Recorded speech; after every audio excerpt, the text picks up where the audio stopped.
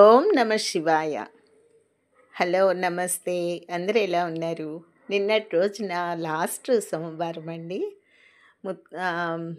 చక్కగా ఆ శివాకారంతో ప్రమిదలు పెట్టుకొని 108 ఆ ప్రమిదలతోటి జ్యోతుల్లాగా వెలిగించుకున్నానండి. అయితే మా చెల్లెలంతా కూడా అరేంజ్మెంట్ చేసింది.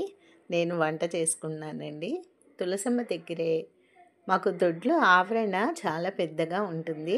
తులసమ్మ దగ్గరే నేను కృష్ణుడిని, శివుడిని, తులసీదాత్రిని పెట్టుకొని చక్కగా స్వామివార్లకి పూజ చేసుకొని, అమ్మవారికి లక్ష్మీదేవి తులసీదేవి కదండి, తులసీదాత్రి సమేత కార్తీక దామోదర దీపం జ్యోతి నమోస్తుతే అనుకుంటూ దీపాలన్నీ కూడా వెలిగించుకున్నామండి. అసలు మనం ఒక్కళ్ళము చేసుకోలేమండి. ఏదైనా పని తలపెట్టినప్పుడు దైవ కార్యానికి ముందు అసలు అన్నిటికన్నా దైవ కార్యానికి 4 చేతులు వేస్తేనే కదండి అది ఆ కార్యము సఫలీకృతం అవుతుంది. అలాగే నిన్నటి రోజున మా చెల్లెలు, మా 5వ వదిన విజయవాడలో ఉంటారండి. ఆవిడ గుడిలో కలిశారు. మాతో పాటు మా ఇంటికి తీసుకెళ్ళాను. వాళ్ళ కోడలు, వాళ్ళ అబ్బాయి, మనవడు వచ్చారు.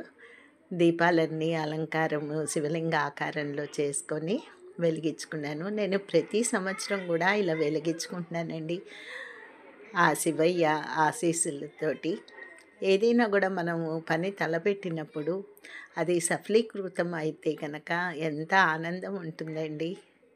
అలాగే నలుగురం కూడా చక్కగా దీపాలు వెలిగించుకొని భోజనాలు, మా దొడ్లో ఉసిరి చెట్టు ఉంది. మేము ఎక్కడికి వెళ్ళక్కర్లేదండి. అసలు పెద్ద ఆవరణం ఉంది మేము ఇప్పుడు ఉన్న చోట, ఆగిరిపల్లిలో.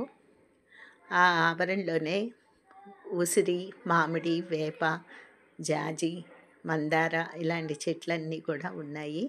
వన సమారాధన లాగా సోమవారం అంతా ఉపవాసం ఉండి వంట చేసుకొని స్వామివారి ఆరాధన అయిన తర్వాత మేము భోజనానికి మహానివేదనం కూడా స్వామివారికి పెట్టి ఆ తర్వాత మేము భోజనం చేసామండి. ఆ చెట్ల మధ్యలోనే చేసుకున్నాము. ఏదో ఒక సంతోషం అండి. మనం వెతుక్కుంటూ వెళ్ళాలి. ఆ సంతోషాన్ని మనకి దక్కితే కనుక అంతకు మించిన ఆనందం మరొకటి ఉండదండి. నేను ఈ ప్రమిదలు కూడా ఇప్పుడు కొన్నవి కాదు. నేను వాడుకుంటూ ప్రతి సంవత్సరం కార్తీక మాసం ఇలాగే చేసుకుంటాను. నా చుట్టూ ఉన్న నా బంధువులనే కాదండి, నా చుట్టూ ఉన్న ఎవరినైనా కూడా, ఫ్రెండ్స్ అయినా సరే, చుట్టూ ఉన్న ఇళ్ళ వాళ్ళైనా సరే, నలుగురిని పిలుచుకొని నాతో పాటు వాళ్ళకు కూడా సంతోషాన్ని పంచగలిగితే చాలండి నాకు ఆ సంతోషం. అలాగే పిల్లలు అంటారా, దూరాల్లో ఉంటారు. ప్రతిసారి నేను రమ్మన్న దానికి వాళ్ళు రావాలంటే వాళ్ళకి వీలు పడదు కదండి.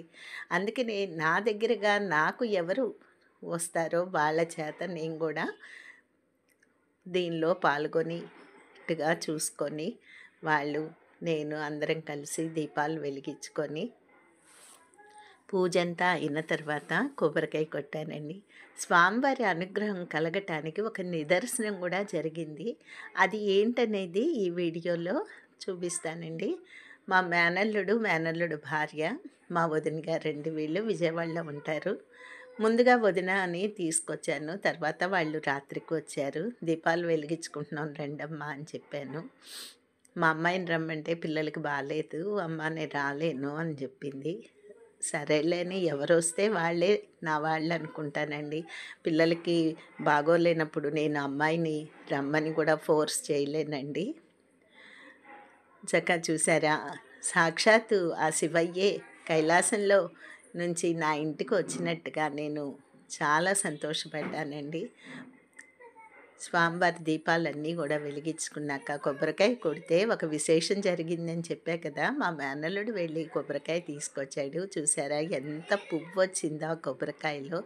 మన చేసినది స్వామివారు స్వీకరించారా లేదా అనేది ఇలాంటి నిదర్శనం కనుక ఏదైనా జరిగితే మనసుకి అంతకంటే తృప్తి ఇంకోటి ఉండదండి. చాలా సంతోషమైందండి. ఓం నమ శివాయ. ఓం నమ శివాయ. పువ్వు చూసారా ఎంత పువ్వు ఉందో.